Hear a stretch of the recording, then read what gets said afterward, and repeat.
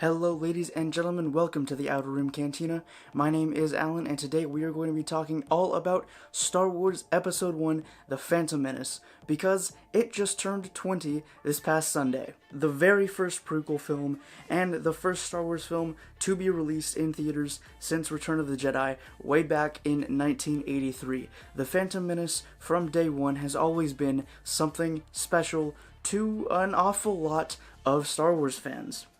The magical, wonderful Star Wars adventure expanded the story of the galaxy beyond what we saw in the original trilogy and paved the way for an entirely new adventure in the galaxy far, far away. With new planets, characters, and stories, the prequel trilogy is now beloved to so many people in the Star Wars community, and it's all thanks to the Phantom Menace for starting it all. From that single film, we got the greatest Jedi of his generation, Qui-Gon Jinn, a character that still lives in the hearts of so many Star Wars fans to this day, and is without a doubt my favorite Jedi of them all. Even though he never made it through the movie, the screen presence drove countless stories of the Jedi Master from before the events of the film, and left fans with an even greater understanding and love for the character.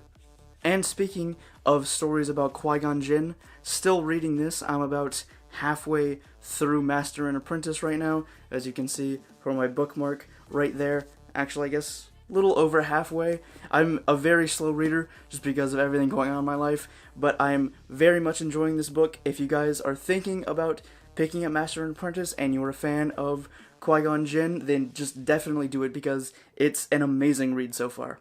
Anyways, now that I got that little sidetrack out of my system about Master and Apprentice, let's get back to the script, shall we? Episode 1 also gave us one of the most badass villains of all time in Darth Maul.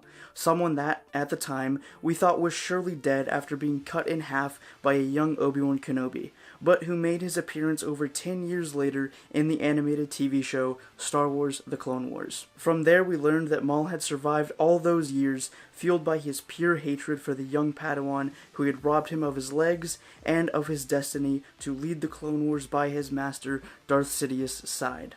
The Phantom Menace went beyond just giving us new and wonderful characters to fantasize over.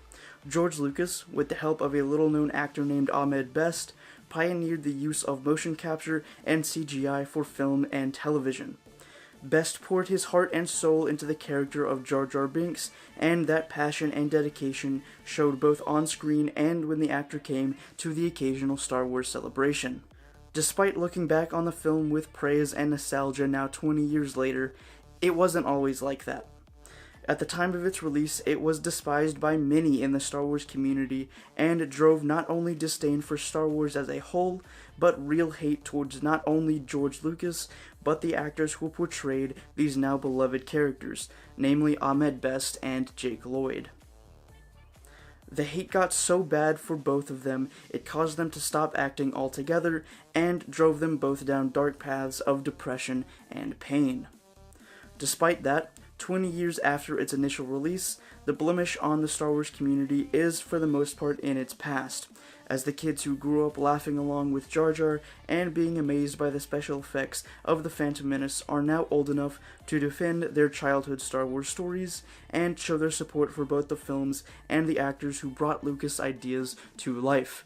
Me being one of them. I very much enjoy The Phantom Menace. I actually just watched it a few months back as part of my journey through the whole new Star Wars canon, and it's still definitely one of my favorite Star Wars movies.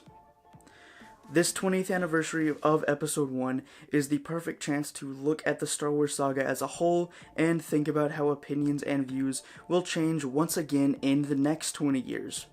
The beauty of Star Wars is there is no right or wrong way to see or interpret it. It's left completely up to the viewer. Will we be looking back with this same fondness on the sequel trilogy or The Force Awakens in 20 years as we are The Phantom Menace? I like to believe we will, because the Star Wars galaxy and the people enjoying the stories that come from it are ever-changing and evolving. Star Wars is a big, beautiful, and wonderful idea thought up by George Lucas with an infinite number of stories to tell and places to go. From the original trilogy, to the prequels, to the sequels, things can only get better for the franchise and community. As we see with The Phantom Menace, change is always a constant, and new ideas will be brought forward no matter what. If everything stayed the same forever, that would just get boring, right? I can't wait until we get another film like The Phantom Menace that defies the rules and expectations of what we come to know and expect with Star Wars, and takes us on a completely new and unexpected journey through the galaxy far, far away. So, happy birthday, Phantom Menace. You will forever be remembered as the Star Wars film that pretty much flipped the idea of Star Wars on its head and started something completely new and amazing. But that's all I had to say about episode 1. If you guys have any cool memories you have of it, leave them down in the comments. I would love to read them and hear from you guys. But that's all the time I have for this video. I will see you guys back here in the Cantina on Thursday with another Star Wars video. But until then, may the Force be with you.